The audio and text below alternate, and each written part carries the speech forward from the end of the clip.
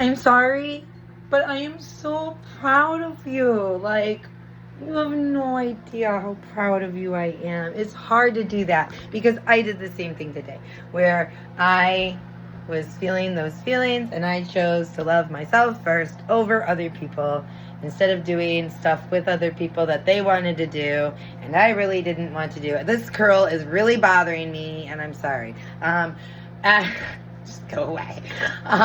And I was going for a walk this morning because I woke up at a really weird time. I've been feeling really weird and off. I'm on my period and just finishing up. So like I'm like just super hormonal this last week and just very feely and very emotional and just very everything. I swear I can like feel the radiation coming into my hand and it's like psyching out my OCD. I'm sorry. I'm having like a mental breakdown in my life. Maybe this is my midlife crisis. Oh, great, that means it's halfway over. Maybe I can speed up the process now that I know how it works. Maybe that's not how it works. Anyway, so I was on my walk this morning and I passed this sign that said there was an Alzheimer's run going on in Kenosha and it said no parking here between 7 and 3 p.m. because of it. And I was like, oh, interesting.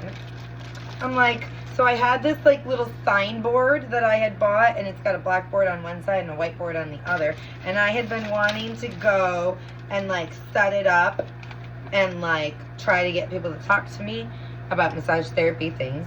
And I was feeling really lonely. And so my brother invited me to go with them to the zoo. And I really hate the zoo just because it's hot and I don't like hot. And every time, oh, my stuff boiled over. And every time I've gone to the zoo before, like, the people, like, it hasn't been the best experience. And it's been super stressful. I wonder if I don't think I should drink this. Now it looks super sketch. Maybe I should warm it up on the stove instead of the microwave. Anyway, so like I didn't want to go, even though I wanted to hang out with my brother and I missed him and stuff. So I said, no, I'm going to this Alzheimer's run. And I decided to go to the Alzheimer's run. And I took my knitting. And right now I'm working on making a sling for the upper body. So it would go on the table. About... probably right at their SI joint. It would go right around there. And it would go all the way up past their head. So that when they're laying on their back, then it would be underneath them.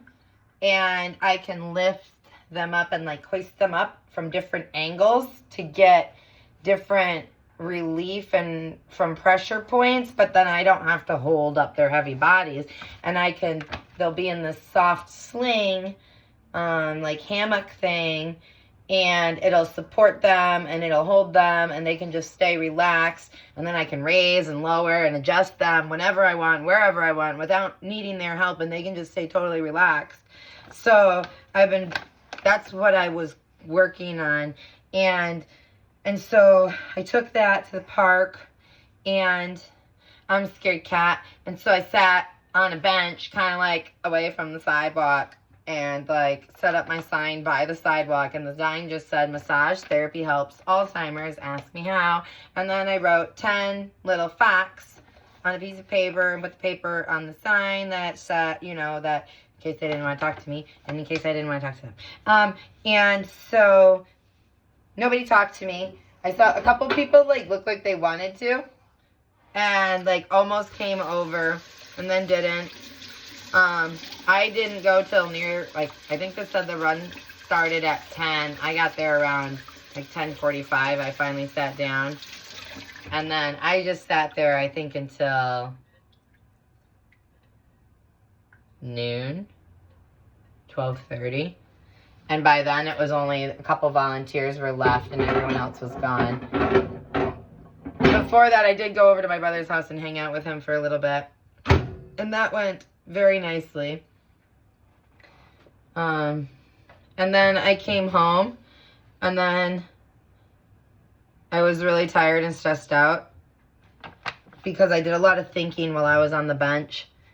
and I figured out a lot of things about myself and about other people, and kind of like what you were doing, where you're like enjoying doing what you want to do, when you want to do, how you want to do it, like your own rules, and loving you for, like, I'm like, I want to be going places and teaching people things and going to weird things like this Alzheimer's things. Like, I want to just see it and go and do it and not have someone judge me or guilt me or talk me out of it. And that's what I want to do. And I would love for other people to want to do it too, but I realized they don't. Other people don't like the things that I like doing, and I'm tired of always doing the things that other people like to do. I want to help people, and I want to help them the way that I know how. And so I'm trying to do it. And I realized while I was sitting on the bench, I did so much thinking, and my phone was dead. Well, it was almost dead, and I allowed it to die kind of on purpose, because I wanted to see what I would think about and what my brain would do if there was nothing distracting me from the phone world. And I figured out a lot. My brain, I was kind of surprised how much I figured out when there was no phone distractions. And I was like, man, I need to let my phone die more often, I guess. And my brain slowed down. It was a very weird experience. It was like my brain, the fog went away. Like, I put my phone in the car to charge, and I just went back to the bench, and I sat down without my phone anywhere near me. Like, there was no electronics. It was just me on the bench, a little bit away from the road. Like, and no people came around. Like, it was just like clean energy. And I started realizing how much I think the phones are affecting my train of thought. And I don't know if it's the EMF radiation, if it's just the potential distraction. Because I know someone might have texted or some, like it's just a distraction, even if it's not draining. And the point that it's a distraction does make it draining. And so, like, I did a lot of deep thinking on that park bench today while I was crocheting. And so my brain was tired. And then I came home and I took a nap. And then I put together the design for my therapeutic swimming pool. So it's going to be 6 feet of usable pool, 2 3-foot sections. I haven't decided if I'm going to put a barrier down the middle yet or not. This section here will be mostly flat for clients that have pretty decent posture, you know, like you and me, that aren't all hunched up or curled, you know, they don't have.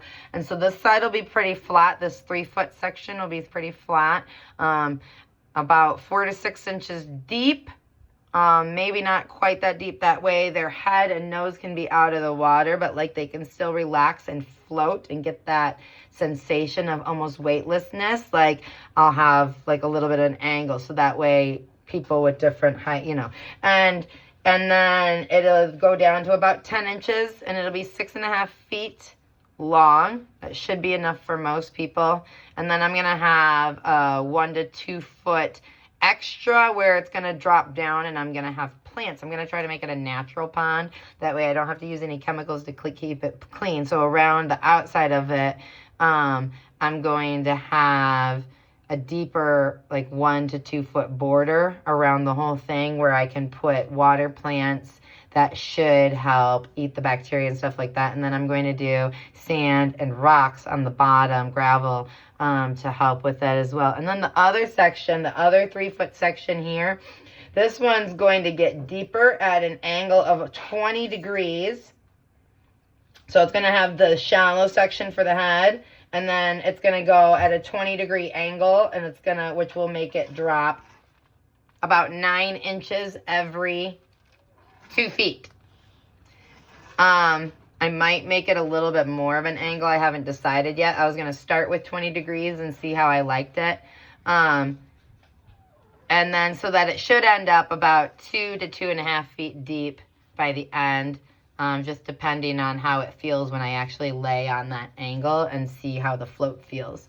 So yeah, and then I called Digger's Hotline. I got my ticket number, and I can start digging on the 26th. They're going to be out here, he said, within 3 days to mark my property so I know where I can dig or not dig.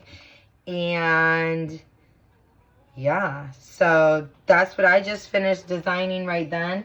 And then I was making me a drink, and I was going to try to figure out how to get my distillery thing put together, because my friend Tony bought me some copper wires and got me some jugs and stuff to like make a distiller so I can extract my own essential oils, but I have no idea how to do that, so that's what I gotta figure out. So I'm glad you're taking care of you in your own way, the way that you deserve, because you do deserve it, because you're amazing, you're awesome, you're wonderful, and you're one of my favorite friends in the whole world. And I'm so glad, and I'm so sad at the same time, because I'm sad that you have to feel what I feel, because it's not fun. But I'm glad that you're feeling what I'm feeling now, which is the nice part of learning how to love yourself the way that you deserve. And we'll get through it. It just takes time. I love you.